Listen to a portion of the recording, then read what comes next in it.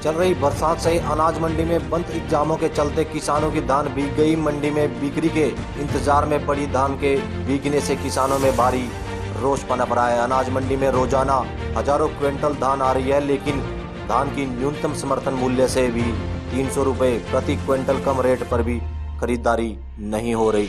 सरकारी खरीद न आने के कारण धान के प्राइवेट खरीदार किसानों की धान को मनमाने रेट पर खरीदने में नखरे कर रहे हैं। धान की खरीदारी न होने से निराश किसानों ने सरकार को 25 सितंबर से सरकारी खरीद न करने पर आंदोलन छेड़ने की चेतावनी दी है।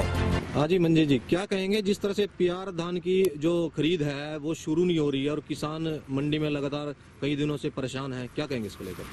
देखिए जी, जो प्यार धान है वह पिछले 10 दिन से मंडी मानी स्टार्ट होगी, क्योंकि जो हमारा एरिया पड़ा ना इंद्री का या खादर बेल्ट है, जो जमुना बेल्ट है ना, वहाँ पर बाढ़ की आने की संभावना है। लोग उसको थोड़ा जल्दी लगा लेते हैं, 15-20 दिन पहले जल्दी तो लगा लेते हैं, पर उनको उसका नुकसान भी भुगतना पड़ता है। जो बोली आती है 1 अक्टूबर को, इसकी बोली कम से कम 15 सितंबर को आनी चाहिए। बोली ना आने की वजह से जो प्यार दान आया 1600, 1650, पौने 1700 रुपये औने पौने दामों में बिक्री, जबकि इसका रेट है जो इसकी MSP है 1960 ने। अंधभगत बीजेपी सरकार और ये दुष्यंत चौटाला जो बड़े बड़े रुक के महाराष्ट्र जो बचड़ चढ़ का MSP थी, MSP रहेगी, तो वो आज आकर इस इंद्री अनाज मंडी में देखें, यहाँ पर हजारों के टन के हिसाब से किसानों की जीरी औने पौने दामों में उड़ रही। कहाँ वो MSP है? इतना बड़ा आंदोलन चल रहा, इतना बड़ा आंदोलन चलने के बाद भी किसान की जीरी औने पौने दामों में बिक रही और कोई खरीदार नहीं है। पिछले 3 दिन से बरसात का मौसम है, कोई व्यवस्था नहीं है, कोई तिरपाल की नहीं, कोई सड़क की नहीं, ना अड़ती के पास है, ना जो मार्केट कमेटी के सेक्रेटरी है ना उनके पास है। तो बिल्कुल ही इसकी तो किसान की तो कमर तोड़ दी, बिल्कुल ख़त्म कर दिया। जो पेस्टिसाइड के रेट हैं वो लगातार बढ़ते जा रहे, जो डीजल के रेट हैं आप लोगों ने पता कितने बढ़ रहे, पर जो किसान इन्होंने जो बिल्कुल इन्होंने इतना साइलेंट तरीके से इसको आराम आराम से मार दे जा रहे, ख़त्म कर दे जा रहे कि किसी ने पता भी नहीं लग रहा।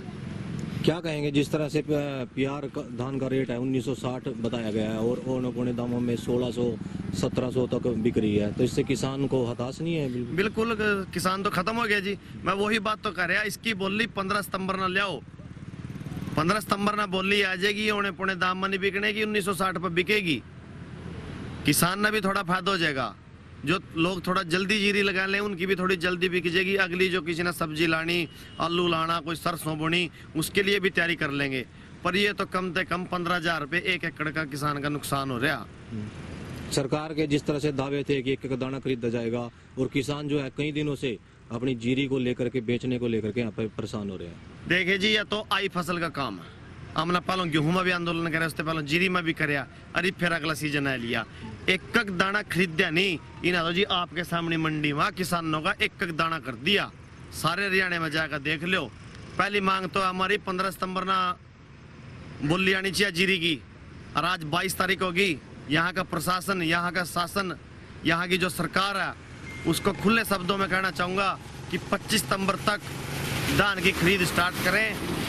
और इसकी डिमांड, इसकी आवाज़ हमने संयुक्त किसान मोर्चा में भी पहुंचा दिया है। आज कुरुक्षेत्र के समालाबाद में एक किसान महापंचायत थी, वहां पर भी बोली धान की खरीद को लेकर आवाज़ उठाई गई।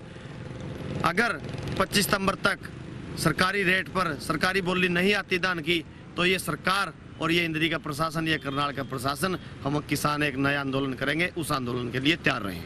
कितना बड़ा आंदोलन हो सकता है इस चीज़? वो आंदोलन किसी भी तरीके का हो सकता है, उसके लिए हम रूपरेखा बना लेंगे। 25 तारीख तक बोली स्टार्ट कर दें। 3 दिन सरकार के पास, प्रशासन के पास, समझें।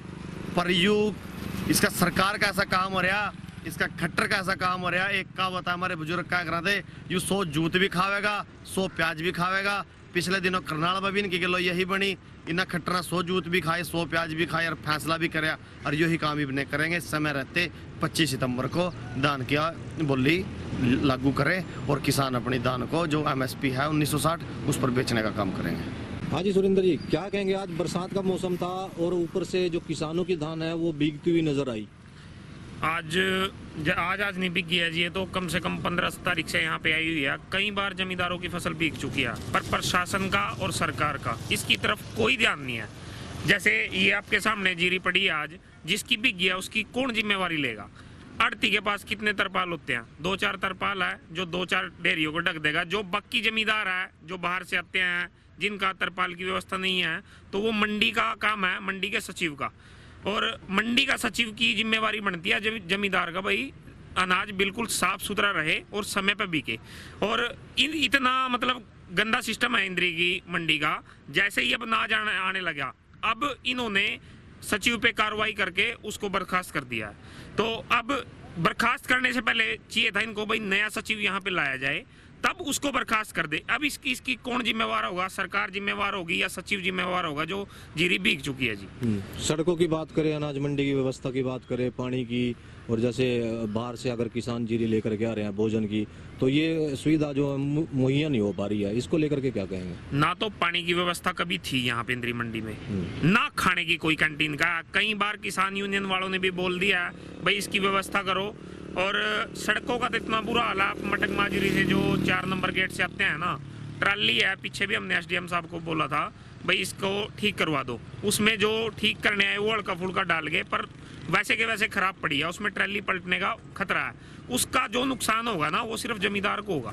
क्योंकि अभी भी आपके चैनल के माध्यम से प्रशासन से दरख्वास्त है भाई जो भी रास्ते खराब हैं इनको ठीक किया जाए, और यहाँ पे पीने के पानी की और खाने की जमींदार के लिए व्यवस्था कम रेट पे की जाए।